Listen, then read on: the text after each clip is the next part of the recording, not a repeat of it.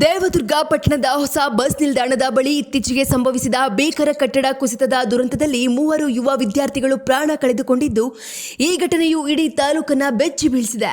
ತಾವೇ ನಿರ್ಮಿಸಿದ್ದ ಕಿರುಚಿತ್ರದ ಪೋಸ್ಟರ್ ಅಂಟಿಸಲು ತೆರಳಿದ್ದ ವೇಳೆ ಶಿಥಿಲಗೊಂಡ ಕಟ್ಟಡದ ಮೇಲ್ಛಾವಣಿ ಕುಸಿದು ಬಿದ್ದ ಪರಿಣಾಮ ಈ ದುರ್ಘಟನೆ ಸಂಭವಿಸಿದೆ.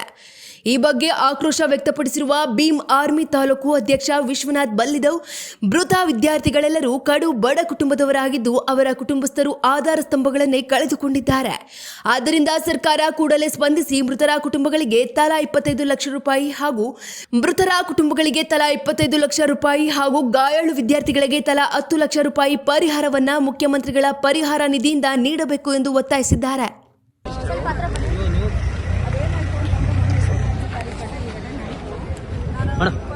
ರಾತ್ರಿಗೆ ನಾನು ಇಮಿಡಿಯೇಟ್ ನನ್ನ ತಹಸೀಲ್ದಾರ್ಗಾಗಿ PI ಅವರಿಗಾಗಿ ಫೋನ್ ಮಾಡಿ ಕೇಳಿ ಏನೇನಾಯಿತು ಅಂತ ಕೇಳಿದ್ಮೇಲೆ ಏನಾಗ್ತದೆ ಹೀಗಾಗಿದೆ ಮೇಡಮ್, 15 ಜನ ಸ್ಪಾಟಲ್ಲಿ ಡೆತ್ ಆಗಿದ್ದಾರೆ ಅಂತೇಳಿ. ಅದಾದಮೇಲೆ ಬಾಡಿ ಕೊಡೋಕ್ಕೆ ಲೇಟ್ ಆಗುತ್ತೆ ಅಂತ PA ಮಾಡಿಸಿ ಜಲ್ದಿ ರಾತ್ರಿನೇ ಅವ್ರು ಬಾಡಿ ತರೋದಕ್ಕೆ ಭಾಳ ವ್ಯವಸ್ಥೆ ಮಾಡಿ ಫೋನ್ ಮಾಡಿ. ಅದಾದಮೇಲೆ ಬೆಳಗ್ಗೆ ನಾನು ಬೆಂಗಳೂರಲ್ಲಿದ್ದೆ. ಬೆಳಗ್ಗೆ 10:30 11 ಗಂಟೆಗೆ ಅದು ಕ್ಯಾರಿಗೇರಿ ಆಗಿರ್ಬೋದು, ಸಮುದ್ರ ಆಗಿರ್ಬೋದು, ಕೋತಿಗುಡ್ಡ 3 ಊರಲ್ಲಿ ಬಿಟ್ಟಿರ್ತಕ್ಕಂಥ ಅವರ ಕುಟುಂಬದವರಿಗೆ ನಾನು ಭಾಗವಹಿಸಿದೆ. ಆ ಸಂದರ್ಭದಲ್ಲಿ ಏನು ಮಾತನಾಡಬಾರ್ದು ಅಂತ ಹೇಳಿದ್ರೆ ಸುಮ್ಮನೆ ಅಂತ ಸಂಸ್ಕಾರದಲ್ಲಿ ಭೇಟಿಯಾಗಿ ನಾನು ಬಂದಮೇಲೆ ಫೋನ್ ಮಾಡಿ ಇಮಿಡಿಯೇಟ್ ಅವ್ರಿಗೆ ತಹಸೀಲ್ದಾರ್ಗಾಗಿ PA ನಾನು ಫಾಲೋಪಲ್ಲಿದ್ದೀನಿ. ಅವ್ರ ಮೇಲೆ ಆ್ಯಕ್ಷನ್ ಕೂಡ ಮಾಡಬೇಕು ಅಂತ ಹೇಳಿದೆ. ನಾನು ಕಟ್ಟಡ ಮಾಲೀಕರು ಯಾರ್ಯಾರಿದ್ದಾರೆ ಆ್ಯಕ್ಷನ್ ಮಾಡಿ ಅಂತ ಹೇಳಿದೆ. ಅವತ್ತು ಸಾಯಂಕಾಲ ಎಲ್ಲ ನೀಟಕ್ಕೆ 29ನೇ ತಾರೀಕು 28 ತಾರೀಕು ಮಾಡಿ 30ನೇ ತಾರೀಕು ನಾನು ಲೆಕ್ಕ ಮಾಡಿದ್ದೀನಿ. CM ಪರಿಸರದಲ್ಲಿ ಮಾಡಿ ಫೋನಲ್ಲಿ ಕೂಡ ಮಾತಾಡಿದ್ದೀನಿ. ತಹಸೀಲ್ದಾರ್ ಎಲ್ಲರೂ ಕೂಡ ಅಪ್ಡೇಟ್ ಇದೆ ಹೇಳಿದ್ದೀನಿ. ಅವರು ಆಯ್ಕೆ ಮಾಡಿ ನೋಡ್ಬಾ, ನಾನು ನಮಗೆ ಎಷ್ಟಾಗುತ್ತೆ ಅಷ್ಟು ಮಾಡೋಣ ಅಂತ ಹೇಳಿದ್ದೀನಿ. ಪ್ರಕಾರ 22 ತಾರೀಕಿಗೆ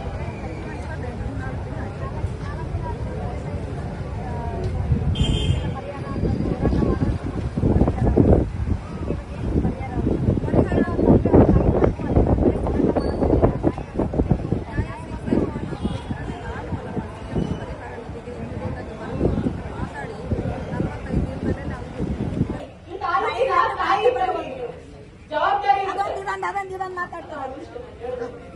ತಾಲೂಕಿನ ತಾಯಿ ಇದ್ದಂಗ ಈಗ ಅದು ಹೆಣ್ಮಗಳು ಬಂದಿದ್ದಾಳೆ ಅಂತ ಇನ್ನೂ ಸಂತೋಷ ನಮಗೆ.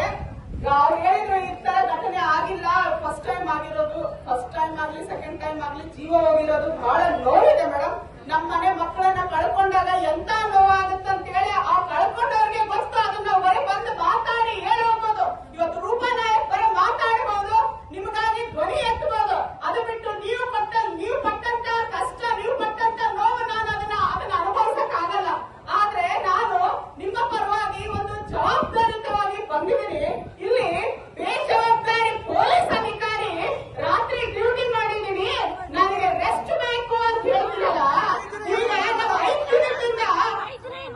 ದಿನದಿಂದ ಸರ್, ನೀವು ಬಸವರಾಜ್ ಸರ್ ನೀವು ಬಂದಿದ್ದೀರಿ, ಬಸವಂತರಾವ್ ಗೌಡ್ರು ನೀವು ಬಂದಿದ್ದೀರಿ, ನೀವು ASI PC ನಮಗೆ ಗೊತ್ತಿಲ್ಲ, ಒಟ್ಟು ಡಿಪಾರ್ಟ್ಮೆಂಟ್ ಇಂದ ಬಂದಿದ್ದೀರಿ ಅಂತಂದ್ರೆ ನಾಲ್ಕವಾಸ್ತ ನೀವು ಯೂನಿಫಾರ್ಮ್ ಬಂದಂತೆ ನೀವು ನಮಗೆ ತೋರ್ಸಕ್ಕಂತ ಬಂದಿರಲ್ಲ.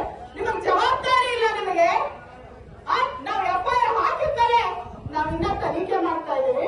SP ಲೆವೆಲ್ ಅಲ್ಲಿ ಗೊತ್ತಿದೆ, ಎಲ್ರಿಗೂ ಗೊತ್ತಿದೆ, ಇದು ಬಹಳ ಸೀರಿಯಸ್ ಆಗಿದೆ.